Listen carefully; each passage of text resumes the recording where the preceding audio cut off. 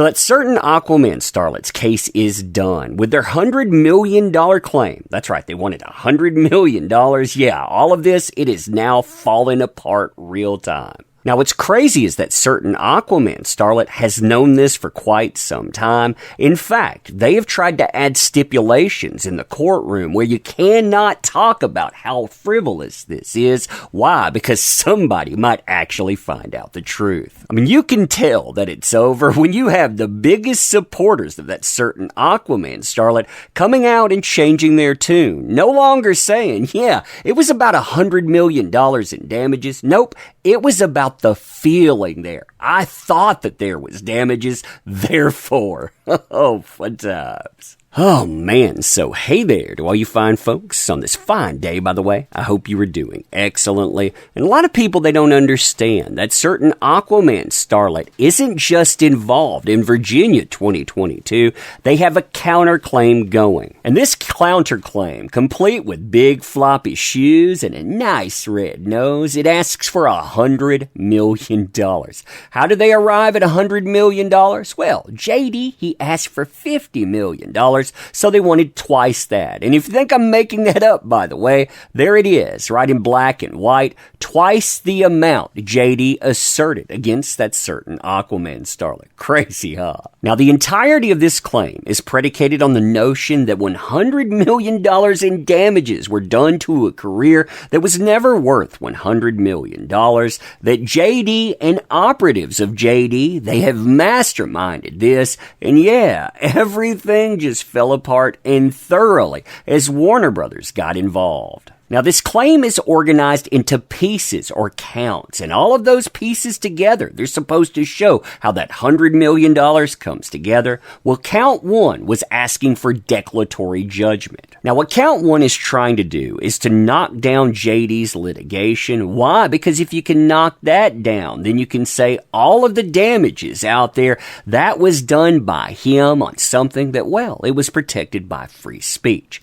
What they argue is that she is immune from civil liability for JD's claims in this complaint and her statements in the op-ed, because her op-ed is regarding matters of personal concern that would be protected under the First Amendment of the United States Constitution, made by that certain Aquaman starlet and communicated to a third party. Now, unfortunately for her, the email exchanges between her and other parties, they still existed, and they detailed everything they were doing behind the scenes. You know, things like skirting marriages, trying to get around non-disclosure agreements, while trying to make JD the face of gender-based, I'm going to use the letter V.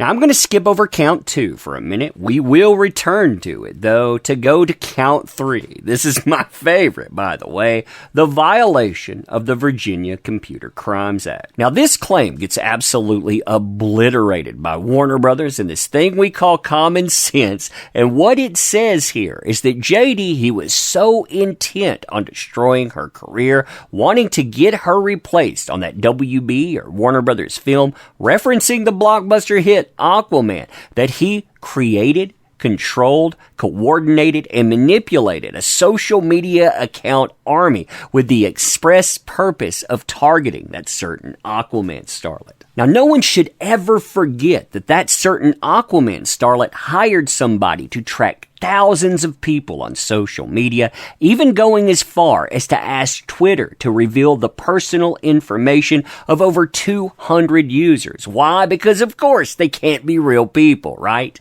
Yeah, claiming free speech rights while trying to shut other people down for talking about a public figure, that didn't go so well. A judge said, no way. That left count 2, defamation and defamation per se. Now, the defamation claim focuses on Adam Waldman and dozens of public statements that he's made, saying that when he made these statements, well, he was acting on behalf of JD.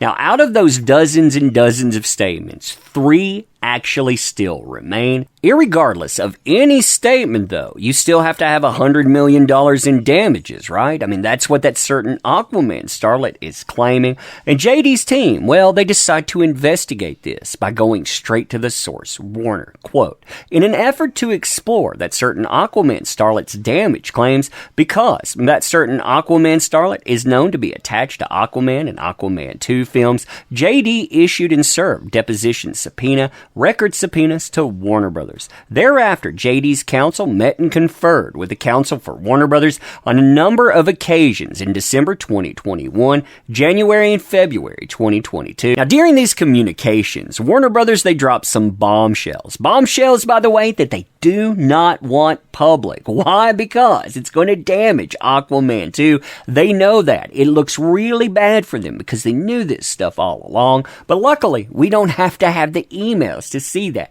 We can actually see this via subpoena. Now, I'm just going to skip to their statements. Remember, these are statements by Warner Brothers. So these are statements of fact.